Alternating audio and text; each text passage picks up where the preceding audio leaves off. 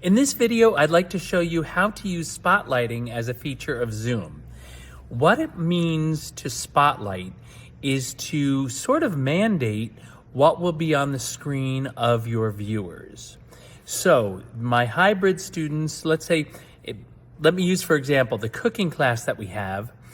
I've set it up in such a way so that there is the classroom video goes onto the chef in the class, and then I put my my iPad on Zoom, and I put that over the table so that that camera view also shows what the chef is doing, two different ways. But it was difficult for some of our students to figure out how to zoom in on those two screens only. Well, with this new update with Zoom, we can now mandate that, and that's called spotlighting, and I want to show you how to do that in case it's helpful for your class. Okay, so what we're going to do is we're going to figure out how to spotlight, basically, on this Zoom call, on this Zoom hybrid class. So on the top right-hand corner, that is the camera that's in the classroom. On the top left of this, that's me on my laptop.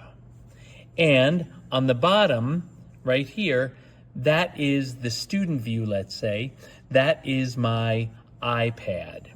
So what I want to do is I want my iPad to show only these two screens, to show me as the instructor in the classroom, and I would also like to use as a secondary in case, let's say, you have somebody else on the call with you or on the class with you, or if you have a second camera that you want to be showing something else. That's what my computer is being used for. So first, I'm going to go to the top right-hand screen of the Ollie screen. Okay, this is the one that's coming through the camera in the classroom, and I'm going to go to these top three buttons here. And when I click there, it's going to give me an option to spotlight for everyone, meaning this will become the spotlight on the screen for everybody on the call. It also works that this is what's happening on the screen here in class as well. Now, I would like that to also be, I want to also make my laptop a secondary spotlight. So I'm going to click there, and I'm going to add spotlight. And you'll see now on the screen that we have our students here. That's my iPad. My students are still here, and I can minimize that if I want. So it's just, we can just move this then anywhere you want. But I like to keep that somewhat live because this way also, if there are people that are going to raise their hands during the class, I like to use that. Okay, so now everybody's computer at home will also have just these two screens. Let me show you. On my iPad, as you can see, are those two screens. It's my laptop. It's also the classroom camera, and then it will, and for this, I'm just going to move this. Well, I guess I can't move that. I minimized it. But that's what your students will see, are just those two screens. Now, I also want to show you that while you have these two screens locked in as spotlit for your students, that when you share a screen, which I often do during my classes, it doesn't affect it. So I'm now going to go onto my computer and onto the Zoom call on my computer. And I'm going to share my screen, but I want to show you a few things about sharing the screen.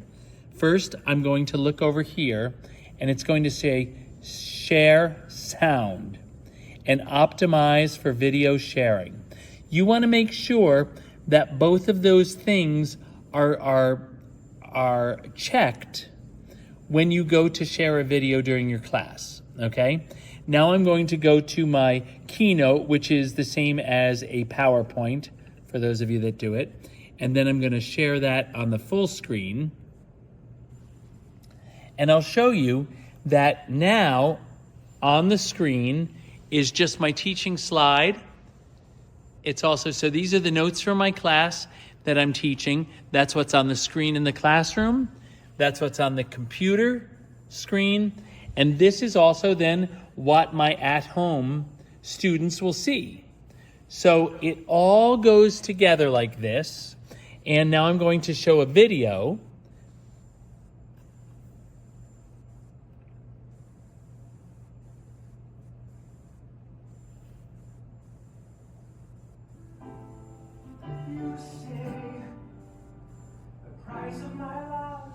So that's on the computer. That's my computer, which is showing the video.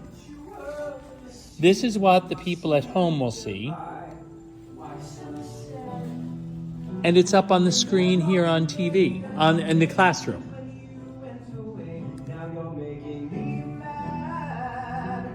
Okay? So it doesn't affect really what is happening when you show a video.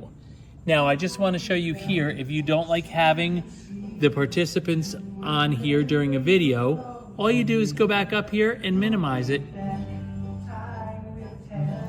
And that's what you have in the classroom as well.